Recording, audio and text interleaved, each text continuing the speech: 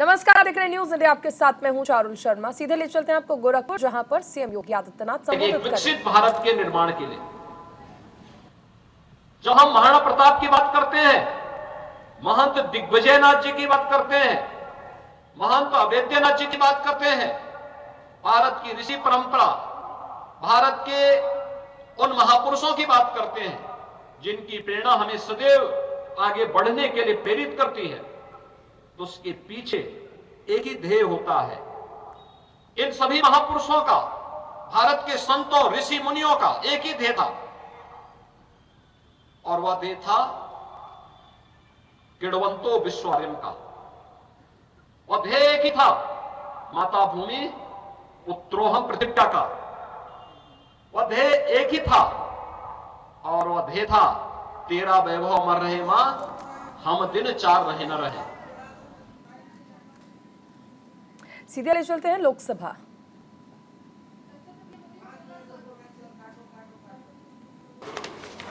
श्री विजय कुमार यादव बिहार के नालंदा संसदीय निर्वाचन क्षेत्र से 7वीं, 8वीं और 10वीं लोकसभा के सदस्य थे। श्री यादव ने अनुसूचित जातियों तथा अनुसूचित जनजातियों के कल्याण संबंधी समिति, अधीनस्थ विधान संबंधी समिति तथा विशेषाधिकार संबंधी समिति के सदस्य रूप में कार्य किया। उन्होंने बिहार विधानसभा के सदस्य के रूप में भी कार्य किया। श्री विजय कुमार यादव का निधन 23 सितंबर 2023 को 94 वर्ष की आयु में नालंदा, बिहार में हुआ। श्री सरताज सिंह चटवाल मध्य प्रदेश के होशंगाबाद संसदीय निर्वाचन क्षेत्र से 9वीं, 10वीं, 11वीं, 12वीं तथा 14वीं लोकसभा के सदस्य थे। श्री चटवाल ने केंद्रीय स्वास्थ्य और परिवार कल्याण मंत्री के रूप में कार्य किया। इनका दीर्घकालीन संसदीय अनुभव रहा। श्री चटवाल ने विभिन्न संसदीय समितियों के सदस्य के रूप में भी अपनी सेवाएं प्रदान की। श्री सरताज सिंह चटवाल का निधन दिनांक 12 अक्टूबर 2023 को 83 वर्ष की आयु में भोपाल, मध्य प्रदेश में हुआ। श्री प्रताप सिंह चौहान गुजरात के पंचमहल संसदीय निर्वाचन क्षेत्र से 15वीं और 16वीं लोकसभा के सदस्य थे। श्री चौहान विभिन्न संसदीय समितियों के सदस्य रहे। उन्होंने गुजरात सरकार में उपमंत्री और राज्य मंत्री के रूप में भी अपनी सेवाएं दी तथा वे 5 कार्यकाल तक गुजरात विधानसभा के सदस्य भी रहे। श्री प्रताप सिंह चौहान का निधन 26 अक्टूबर 2023 को 82 वर्ष की आयु में पंचमहल, गुजरात में हुआ। श्री DB चंद्रगौड़ा कर्नाटक के तत्कालीन चिकमंगलूर संसदीय निर्वाचन क्षेत्र से 5वीं और 6वीं लोकसभा तथा बेंगलोर उत्तर संसदीय निर्वाचन क्षेत्र से 15वीं लोकसभा के सदस्य थे। श्री चंद्रगौड़ा राज्यसभा के सदस्य भी रहे। श्री चंद्रगौड़ा ने विभिन्न संसदीय समितियों के सदस्य के रूप में काम किया। श्री चंद्रगौड़ा ने कर्नाटक विधानसभा के अध्यक्ष के रूप में भी कार्य किया। वे 3 कार्यकाल के लिए कर्नाटक विधानसभा के सदस्य रहे तथा वे कर्नाटक विधान परिषद के सदस्य भी रहे। श्री चंद्रगौड़ा ने कर्नाटक सरकार में अनेक मंत्रालयों का कार्यभार संभाला तथा उन्होंने कर्नाटक विधानसभा और कर्नाटक विधान परिषद में नेता प्रतिपक्ष के रूप में भी कार्य किया। श्री DB चंद्रगौड़ा का निधन 7 नवंबर 2023 को 87 वर्ष की आयु में चिकमंगलूर, कर्नाटक में हुआ। श्री वसुदेव आचार्य पश्चिम बंगाल के बांकुरा संसदीय निर्वाचन क्षेत्र से 7वीं, 8वीं, 9वीं, 10वीं, 11वीं, 12वीं, 13वीं, 14वीं एवं 15वीं लोकसभा के सदस्य रहे। अपने दीर्घ संसदीय अनुभव के साथ श्री आचार्य ने सरकारी उपकरण संबंधी समिति, सरकारी आश्वासन संबंधी समिति, रेल संबंधी समिति, याचिका तथा कृषि संबंधी समिति के सभापति के रूप में कार्य किया तथा वे विभिन्न संसदीय समितियों के सदस्य भी रहे।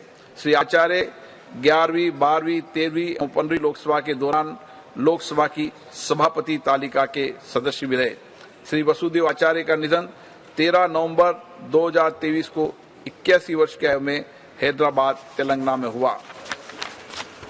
मैं अपने 6 पूर्व साथियों के निधन पर गहरा शोक व्यक्त करते हैं। ये सभा शोक संतप्त परिवार के प्रति गहरी संवेदना व्यक्त करती है। अब ये सभा दिवंगत आत्माओं के सम्मान में मौन रहेगी।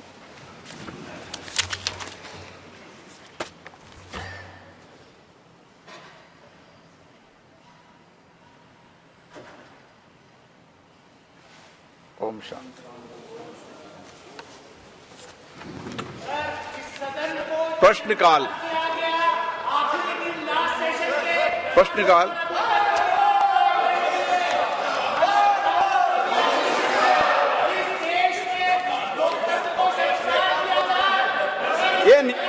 सर, ये प्ले कार्ड पहन के सर, ये जो श्री डैनिश अली जी आया है प्ले कार्ड के साथ, एक गलत है सर। एक प्ले कार्ड तुरंत निकाल ले, हटा दे, नहीं तो उनका एक मिनट मान्य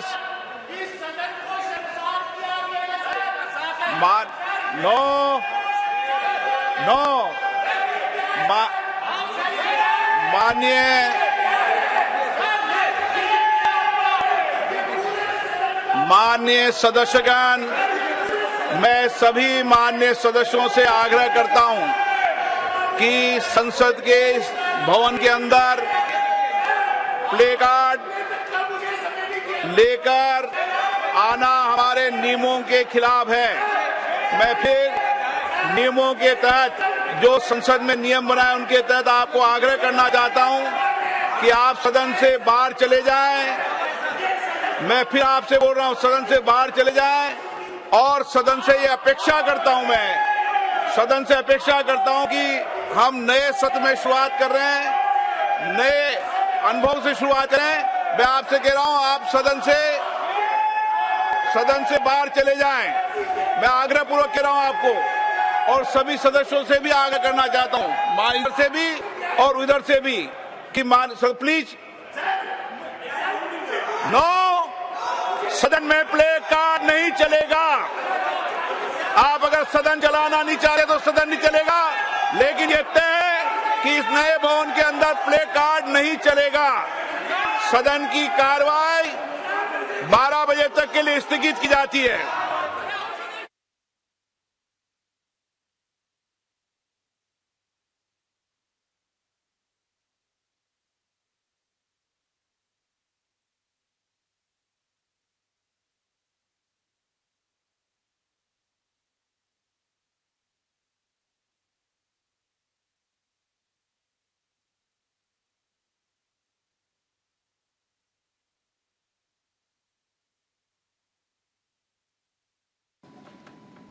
आप इस वक्त की बड़ी खबर हम आपको बता रहे हैं, लोकसभा की कार्यवाही स्थगित कर दी गई है।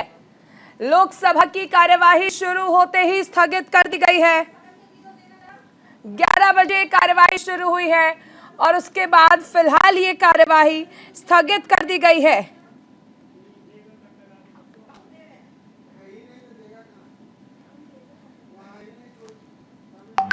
दोपहर 12 बजे तक के लिए लोकसभा की कार्यवाही स्थगित कर दी गई है।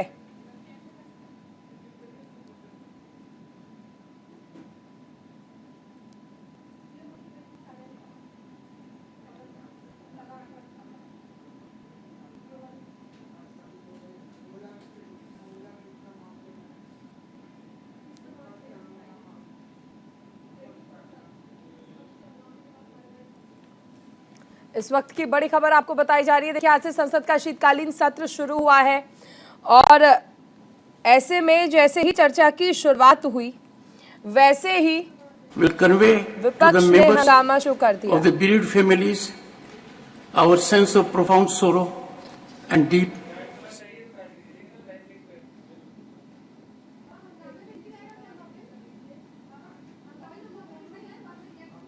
और इस वक्त की बड़ी खबर, लोकसभा में विपक्ष ने जबरदस्त हंगामा किया है। कार्यवाही को 12 बजे तक के लिए स्थगित कर दिया गया है। इस वक्त की बड़ी खबर, लोकसभा की कार्यवाही स्थगित कर दी गई है। जैसे ही लोकसभा की कार्यवाही शुरू हुई, विपक्ष ने हंगामा शुरू कर दिया। हालांकि कार्यवाही शुरू होने के पहले सभी सांसदों ने प्रधानमंत्री मोदी का ताली बजाकर स्वागत किया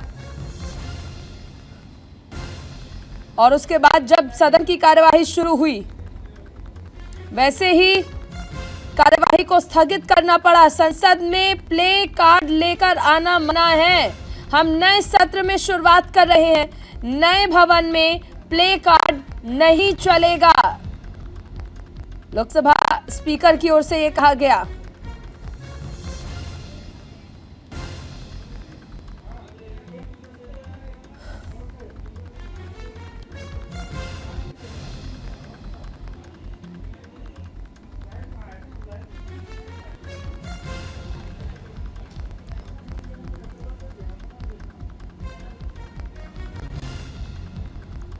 इस वक्त की बड़ी खबर देखिए आपको बताई जा रही है। आज से संसद के शीतकालीन सत्र की शुरुआत हुई है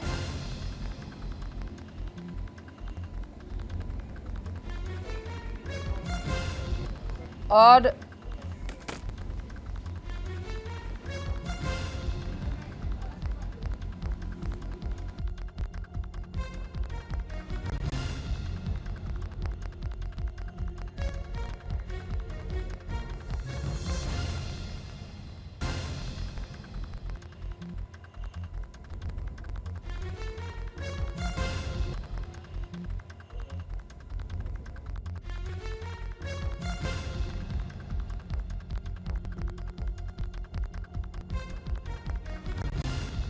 महुआ मोइत्रा के मुद्दे पर विपक्ष हंगामा कर रहा है। हालांकि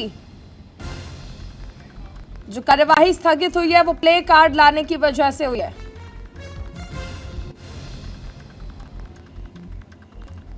लोकसभा स्पीकर ने यह स्पष्ट किया कि संसद में प्ले कार्ड लेकर आना मना है।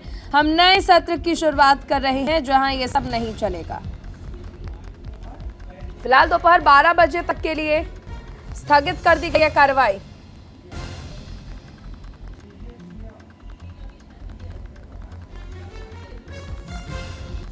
आज से संसद के शीतकालीन सत्र की शुरुआत। हमारे साथ सहयोगी नमित त्यागी जुड़ गए हैं। नमित, जैसे ही कार्यवाही लोकसभा की शुरू हुई तुरंत विपक्ष ने हंगामा शुरू कर दिया गया। प्ले कार्ड्स लेकर आने की इजाजत नहीं है, लोकसभा अध्यक्ष की ओर से यह स्पष्ट भी किया गया, जिसके बाद कार्रवाई स्थगित।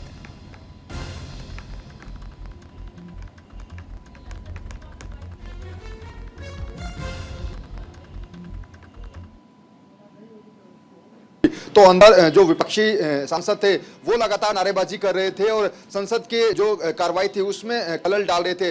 दूसरी तरफ बीजेपी के सांसदों की बात करें तो वो भी लगातार मोदी सरकार तीसरी बार के नारे थे वो पार्लियामेंट के अंदर लगा रहे थे, जिसको लेकर अब जो पार्लियामेंट की कार्रवाई है, संसद की कार्रवाई है, वो 12 बजे तक के लिए स्थगित कर दी गई है। हालांकि इस संसद की कार्रवाई से शुरू होने से पहले जो इंडिया अलायंस के गठबंधन के साथी हैं उन्होंने एक बैठक जरूर की थी और आगे का एजेंडा तैयार किया था कि आखिर इस पार्लियामेंट के सेशन में किस तरीके से सरकार को घेरा जाए। चाहे उसमें जो सरकारी एजेंसियां हैं, ईडी और सीबीआई, उनकी पिछले कई महीनों में जो छापेमारी हुई है उसका विरोध जो है वो विपक्षी पार्टियों के सांसद करेंगे। चाहे फिर मणिपुर का मुद्दा हो, ऐसे तमाम मुद्दे हैं जिनको लेकर सरकार को घेरने की कोशिश जो है वो इस बार विपक्षी सांसद करेंगे।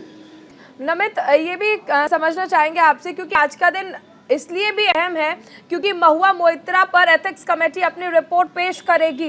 इस लिहाज से भी ये माना जा रहा है कि विपक्ष हंगामा करेगा ताकि ये कमेटी जो है वो रिपोर्ट पेश ना कर पाए, क्योंकि कहा गया है कि उनकी सदस्यता भंग करने की सिफारिश की गई है।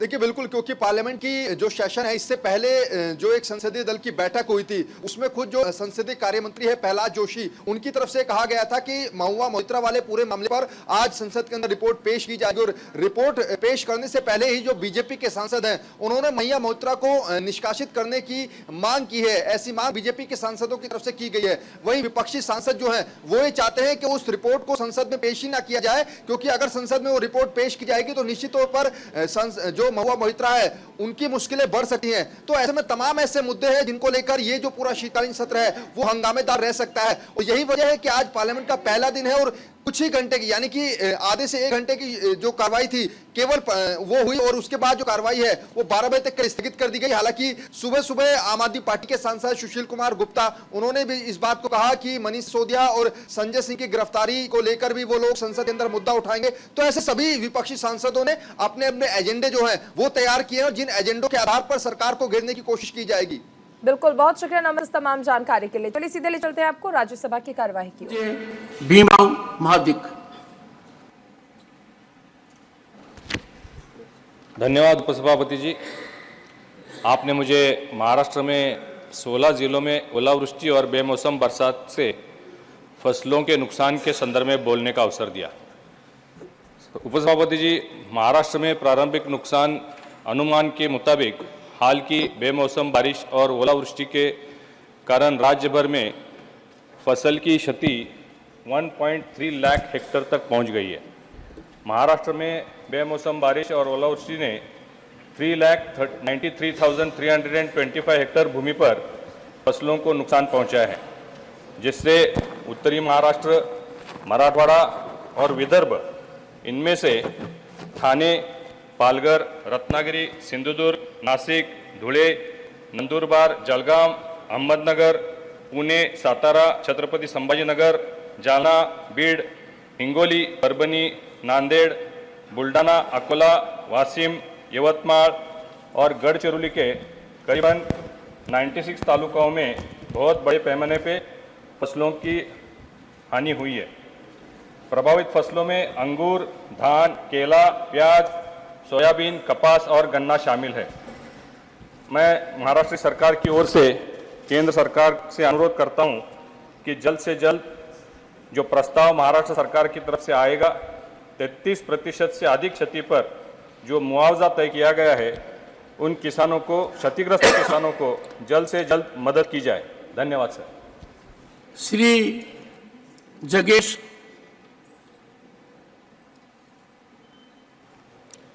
Thank you, sir. I'll speak in my language. Print desk ಉದ್ಯೋಗಿಗಳಿಗೆ ಸ್ಥಳೀಯ ಭಾಷೆ ಮಾತನಾಡುವ ಸಿಬ್ಬಂದಿ ನೇಮಕಕ್ಕೆ ಬೇಡಿಕೆ. ಶ್ರೀ ನರೇಂದ್ರ ಮೋದಿಜಿಯವರು ಸಮರ್ಥ ನಾಯಕತ್ವದ ತಮ್ಮ ಸರ್ಕಾರ ಯಾವಾಗಲೂ ಪ್ರಾದೇಶಿಕ ಭಾಷೆಗಳನ್ನು ಪ್ರೋತ್ಸಾಹಿಸುತ್ತದೆ ಮತ್ತು ಅವುಗಳ ಒಟ್ಟಾರೆ ಬೆಳವಣಿಗೆಗೆ ಬದ್ಧವಾಗಿದೆ ಮತ್ತು ಹೆಚ್ಚಿನ ಭಾಷೆಗಳನ್ನು ಕಲಿಯಲು ಜನರಿಗೆ ಸಲಹೆ ನೀಡುತ್ತದೆ. ನಮ್ಮ ಗೌರವಾನ್ವಿತ ಹಣಕಾಸು ಮಂತ್ರಿಗಳು ಫ್ರಂಟ್ ಡೆಸ್ಕ್ ಕೆಲಸಗಳಿಗೆ ಸ್ಥಳೀಯ ಭಾಷೆ ಮಾತನಾಡುವ ಸಾಕಷ್ಟು ಸಿಬ್ಬಂದಿಯನ್ನು ನೇಮಿಸುವಂತೆ ಬ್ಯಾಂಕುಗಳಿಗೆ ಸೂಚಿಸುತ್ತಿರುವ ನಿರಂತರ ಪ್ರಯತ್ನವನ್ನು ನಾನು ಪ್ರಶಂಸಿಸುತ್ತೇನೆ. ಈ ಪ್ರಯತ್ನಗಳ ಹೊರತಾಗಿಯೂ ಬ್ಯಾಂಕುಗಳು, ಸಾರ್ವಜನಿಕ ವಲಯದ ಸಂಸ್ಥೆಗಳು ಮತ್ತು MNCಗಳು ಕರ್ನಾಟಕದಲ್ಲಿ ಸ್ಥಳೀಯ ಭಾಷೆ ಮಾತನಾಡದ ಜನರನ್ನು ಫ್ರಂಟ್ ಡೆಸ್ಕ್ ಉದ್ಯೋಗಿಗಳಿಗೆ ನೇಮಿಸಿಕೊಳ್ಳುವುದು ಮುಂದುವರಿಸಿದೆ. ಸ್ಥಳೀಯ ಜನರ ಮುಂಭಾಗದ ಮೇಜಿನ ಸಿಬ್ಬಂದಿಯೊಂದಿಗೆ ಸಂವಹನ ನಡೆಸುವುದು ತುಂಬ ಕಷ್ಟ ಮತ್ತು ಕೆಲವೊಮ್ಮೆ ಅವರು ತಮ್ಮ ಸ್ಥಳೀಯ ಭೂಮಿಯಲ್ಲಿ ಹೊರಗಿನವರು ಎಂದು ಭಾವಿಸುತ್ತಾರೆ. ಇಂತಹ ಸಣ್ಣ ಸಮಸ್ಯೆಗಳು ಕೆಲವೊಮ್ಮೆ ರಾಜ್ಯಗಳ ನಡುವೆ ಭಿನ್ನಾಭಿಪ್ರಾಯಗಳನ್ನು ಉಂಟು ಮಾಡುತ್ತವೆ ಮತ್ತು ವೈವಿಧ್ಯತೆಯ ಸೂಕ್ಷ್ಮ ವಿಷಯಗಳಿಗೆ ಬಂದಾಗ ಈ ಸಂಸ್ಥೆಗಳು ಹೆಚ್ಚು ಜಾಗರೂಕರಾಗಬೇಕು. ಆದ್ದರಿಂದ ವಿವಿಧತೆಯಲ್ಲಿ ಏಕತೆ ಎಂಬ ಮನೋಭಾವ ಎಲ್ಲರೂ ಗೌರವಿಸಬೇಕು. ಬೇರೆ ರಾಜ್ಯಗಳ ಜನರನ್ನು ನೇಮಿಸಿಕೊಳ್ಳಲು ನಾವು ಈ ಸಂಸ್ಥೆಗಳನ್ನು ವಿರೋಧಿಸುವುದಿಲ್ಲ. ಅವರು ಹಾಗೆ ಮಾಡಲು ಸ್ವತಂತ್ರರು. ಕರ್ನಾಟಕದ ಜನರು ಬಹಳ ವಿಶಾಲ ಮನಸ್ಸಿನವರು ಮತ್ತು ಇತರ ರಾಜ್ಯಗಳ ಎಲ್ಲ ಜನರನ್ನು ಹೃದಯದಿಂದ ಸ್ವಾಗತಿಸುತ್ತಾರೆ ಮತ್ತು ಯಾವಾಗಲೂ ಅವರು ತಮ್ಮ ಕುಟುಂಬದವರಂತೆ ನೋಡಿಕೊಳ್ಳುತ್ತಾರೆ.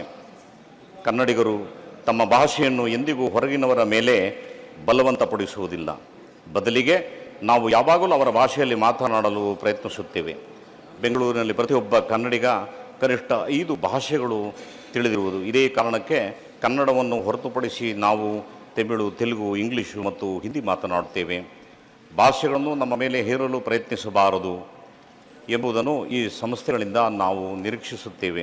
ಇದು ಕೇವಲ ಕರ್ನಾಟಕದ ರಾಜ್ಯದ ವಿಚಾರವಲ್ಲ, ಪ್ರತಿ ರಾಜ್ಯಗಳಲ್ಲೂ ಫ್ರಂಟ್ ಡೆಸ್ಕ್ ಉದ್ಯೋಗಗಳ ಸ್ಥಳೀಯ ಭಾಷೆ ತಿಳಿದಿರುವ ಜನರನ್ನು ಮೀಸಲಿಡಬೇಕು.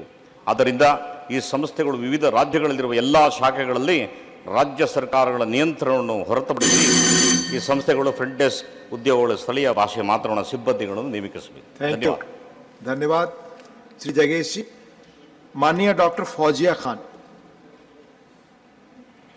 Deputy Chairman, sir. Sir, the steep increase in screen time in early childhood years has become a growing concern in India. the advantage that technology has in education and और इस वक्त एक बड़ी खबर तेलंगाना से आ रही है। तेलंगाना के डिंडीगुल में विमान क्रैश हुआ है। वायुसेना का ट्रेनिंग विमान क्रैश हो गया है। हादसे में 2 पायलट्स की मौत हो गई है।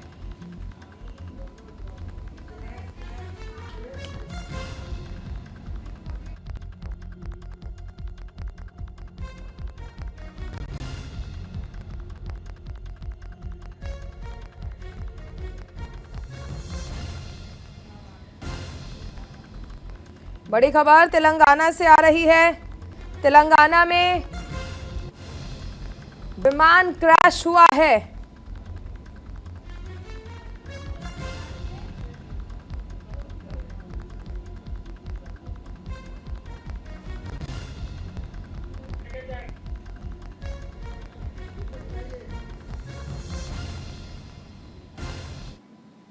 इसी के साथ इस बुलेटिन में इतना ही। बने रहिए न्यूज़ इंडिया के साथ।